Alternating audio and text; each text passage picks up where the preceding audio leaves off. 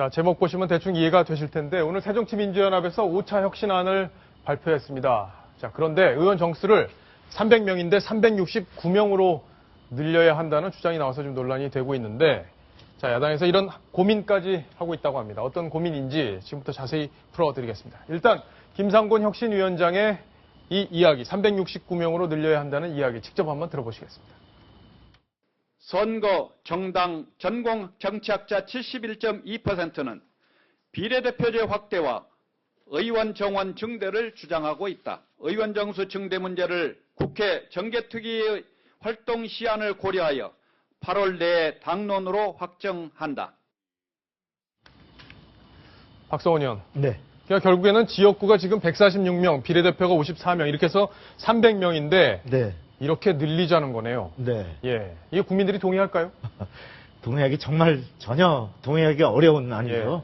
지금 그 논리는 이런 겁니다. 그 현행 제도가 그 지역주의를 부추기기 때문에 권역별로 그 실제로 득표한 만큼을 비례대표로 할당을 해가지고 어떤 그 지역주의를 완화하겠다. 그리고 전문가의 등원을 확대하겠다. 그러기 위해서는 비례대표를 확대하는 것이 불가피하고 그러다 보니 의원 정수가 269명 정도 돼야 될 것 같다. 예. 뭐 이런 논리인데 우선 그 국민들이 지금 의석수가 모자라서 국회가 저 모양이냐라고 사실 많이 비판을 하고 있는데요. 그리고 논리적으로도 지역구도 타파를 위한 취지라는 것도 사실 이해하기 어려운 게 당장 지금 같은 당의 조경태 의원 있잖아요. 예. 부산의 조경태 의원은 자력으로 지금 부산에서 3선을 했습니다. 지역구도를 국민들의 심판을 받아서 깨고 있는 겁니다. 바로 또 호남의 순천 곡성의 작년에 누구죠? 이정현 의원은 바로 그 호남에다가 바로 새누리당의 깃발을 꽂았습니다. 그리고 김부겸 의원 대구에서 지금 당선이 육박하고 있습니다. 이런 의원들의 노력을 마치 폄하하는 것도 아니고 어떤 비례대표를 통해서 비례대표 증원을 통해서만 지역구도를 깰 수 있다. 이것은 굉장히 탁상 물림이고 아까 뭐 정치학자들 의견을 들었는데 이것은 굉장히 책상에서 국민 정서를 도외시한 어떤 의석수를 늘리는 하나의 동의받기 어려운 제가 볼 때 개혁안이 아닌 그런 혁신안이라고. 근데 야당의 경우에는 뭐 여야 마찬가지입니다. 비례대표에 대해서 여러 가지 논란이 있는데 야당의 경우에는 특히 지난번에 19대 공천 때 한명숙 대표가 정체성 공천을 했잖아요. 그렇습니다. 그래서 비례대표들이 또 굉장히 강성 의원들이 많았고 그럼 결국엔 이번에도 문재인 대표 체제에서 전략 공천을 비례대표들 중심으로 하다 보면 결국엔 또 같은 문제가 반복될 가능성도 있지 않습니까? 그렇습니다. 그래서 뻔히 욕먹을 걸 알면서도 혁신위가 바로 문 대표 의중을 반영해서 저런 안을 낸 것 아니냐. 그리고 그 배경에는 바로 비례대표를 대폭 늘려서 바로 비례대표라는 게 뭡니까? 유권자들이 지역에서 직접 뽑는 게 아니고 당권을 쥔 사람들이 사실은 지명해서 누구누구 해서 번호 해가지고 국민 앞에 내놔서 당선시키는 거잖아요. 그러면 지난 그 2012년 공천 때도 이른바 정체성 공천이라 그래가지고 친노 강성 의원들로 사실 비례대표를 쫙 전부 공천을 하는 바람에 그분들이 막말 과격투쟁 이런 걸로 국회의 갈등을 오히려 심화시켰다. 이래서 비례대표는 사실은 지역 주민들의 의사에 의하지 않는 거기 때문에 오히려 폐지해야 된다. 이런 주장까지 있는 상황인데 저런 주장은 받아들여지기가 굉장히 현실적으로 어렵다고 봐야 됩니다.